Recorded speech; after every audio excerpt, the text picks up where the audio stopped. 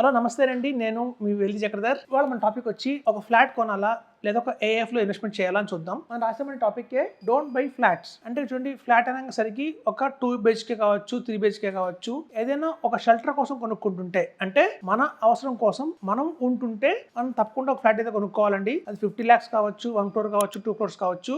కానీ చాలా మంది ఏం చేస్తారంటే ఆల్రెడీ వాళ్ళకి ఉండడానికి ఒక ఫ్లాట్ ఉన్న తర్వాత కూడా ఇంకో ఫ్లాట్ కొంటుంటారు. జనరల్ గా ఒక ఇన్వెస్ట్మెంట్ పరంగా, అంటే ఒక రెంటల్ ఇన్కమ్ వస్తుందని ఒక ఫ్లాట్ కొంటే ఒక 5 years మనకి మంచి అప్రిషియేషన్ వస్తుందని అలా సాధారణంగా కొంటూ ఉంటారు. అలాగే వాళ్ళ దగ్గర ఏమన్నా ఆల్రెడీ ఏదైనా యాన్సిస్టర్ ప్రాపర్టీస్ అమ్మినప్పుడు వచ్చిన అమౌంట్తో కావచ్చు. సో అట్లా రకరకాలుగా ఇన్వెస్ట్మెంట్ కోసం చేస్తారండి. సో ఇన్వెస్ట్మెంట్ కోసం చేసేటప్పుడైతే మనం చెప్తున్నామండి ఫ్లాట్ కొనొద్దని చెప్తున్నాము. ఎందుకు కూడా చూద్దాం. ఇక్కడ చూడండి, మనకి ఏఎఫ్ అంటే ఆల్టర్నేట్ ఇన్వెస్ట్మెంట్ ఫండ్ అనేది ఉంది మనకి. ఇది సెబీ యొక్క రెగ్యులేటెడ్ ఫండ్ ఇది. సో ఇలాంటి ఫండ్లో కనుక మనం ఇన్వెస్ట్మెంట్ చేస్తే అదే సేమ్ 1 crore. చూడండి, ఒక ఫ్లాట్ కొనాలి ఇవాళ హైదరాబాద్లో లాంటి సిటీలో కొనాలి అంటే ఒక కొండపూర్లో కావచ్చు, గచ్చిపూర్లో కావచ్చు, ఎక్కడైనా ఒక మంచి లొకాలిటీలో మనకి దగ్గర 1 crore అయితే వస్తుందండి, 3 BHK.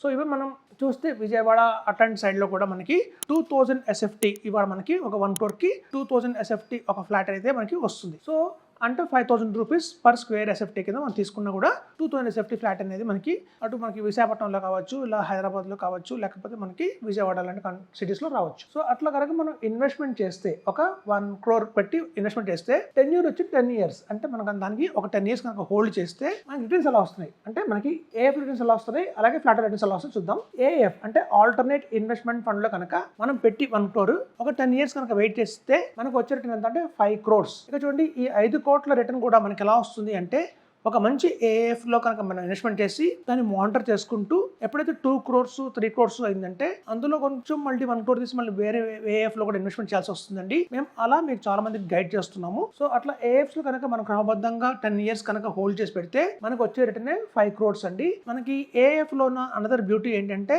ఏదైతే మనకి రిటర్న్ వస్తుందో 5 కోట్లు, దాని మీద మనం ట్యాక్స్ కట్టాల్సిన అవసరం లేదు.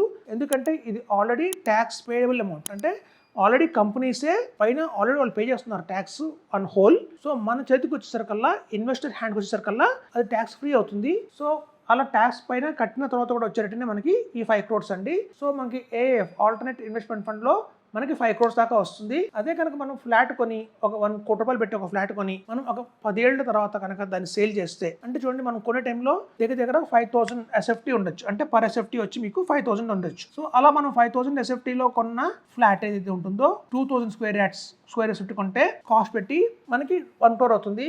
ఇదే 10 years తర్వాత ఏమవుతుందంటే దగ్గర ఇది పర్ SFT 10,000 దాకా వెళ్తుందండి, డబల్ అయితే అవుతుంది. సో అప్పుడు మనం చూసినా కూడా ఈ డబల్ అయినది అయితే ఉందో మనం 2000 SFT కాబట్టి 10,000 per square SFT అయినా కూడా మనకి దగ్గర 2 crores అయితే వస్తుంది. మనం రెంటల్ ఇన్కమ్ అనుకుంటాం. చూడండి, వాళ్ళు 1 crore పెట్టి మనం ఏదైనా ఫ్లాట్ కొన్నా మనకి రెంట్ ఎంత వస్తుంది అంటే 25,000 కంటే రావట్లేదు, పోనీ 30,000 వస్తుంది. పోనీ ఇయర్ మనం రెంట్ పెంచుకుంటూ వెళ్దాం. కొన్ని సార్లు రెంట్ కి ఎవరు రారు, ఒక 6 months కూడా వేకెంట్ గా ఉంటుంది. మనం ప్రాపర్టీ ట్యాక్స్ కట్టాలి. ఖాళీ చేసిన ప్రతిసారి కూడా మళ్ళీ మనం అందులో వైట్ వాష్ చేయించాలి, రిపేర్స్ ఉంటే రిపేర్స్ చేయించాలి, ఈ హెడ్ఏక్స్ అన్ని కూడా ఉంటాయండి. అలా కనుక మనం ఒక రెంటల్ ఇన్కమ్ లాగా మనం తీసుకున్నా కూడా దగ్గర దీనికి ఇంకొక 20 lakhs 2 crores వచ్చిన ప్రాఫిట్ కి ఇంకో 50 lakhs మనం రెంటల్ ఇన్కమ్ లాగా యాడ్ చేసినా కూడా మనకి 2.5 crore అయితే వస్తుందండి. ఆ 2.5 crore కూడా ట్యాక్సబుల్ అవుతుంది, ఎందుకంటే క్యాపిటల్ గెయిన్స్ మనం ట్యాక్స్ కట్టాల్సి వస్తుంది కాబట్టి. సో అదండి, చూస్తే మీకు రిటర్న్స్ పరంగా చూస్తే ఏఎఫ్ లో మనకి 5 crores వచ్చింది ట్యాక్స్ ఫ్రీ. అదే 10 years లో మనం కనుక ఒక ఫ్లాట్ కొని దాన్ని ఒక రెంట్కి ఇచ్చి మళ్ళీ 10 ఏళ్ళతో అమ్ముదాం అనుకుంటే మనకి వచ్చేది దగ్గర 2.5 crore వచ్చింది. సో డబల్ ద రిటర్న్ మనం ఇక్కడ లాస్ అవుతున్నామండి, ఇది మనం తెలుసుకోవాలి. కాబట్టి ఒక మంచి ఏఎఫ్స్ తీసుకొని అడ్వైజర్ సలహాతో మనం కనుక ఇన్వెస్ట్మెంట్ చేస్తే ఎంతగానో రిటర్న్ పొందొచ్చని చెప్తున్నాను. Thank you.